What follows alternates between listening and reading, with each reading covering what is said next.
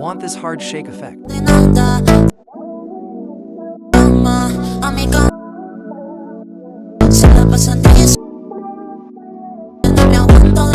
Crop the clip, adjust it, then go to speed and select curve, pull the left side all. Add a keyframe at the starting and at the end of the clip, and zoom in at the last keyframe. Go to graph and select cubic out. Duplicate the clip and reverse it.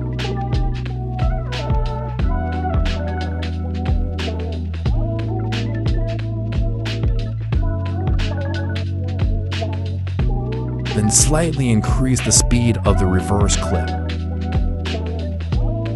Go to Effects. Search for Shake Twist, select it, and adjust it according to your preference.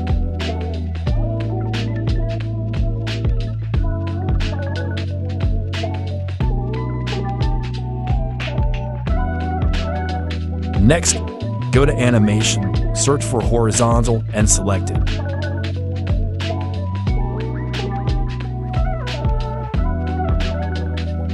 Finally, go back to Effects, select Shape, and export the video.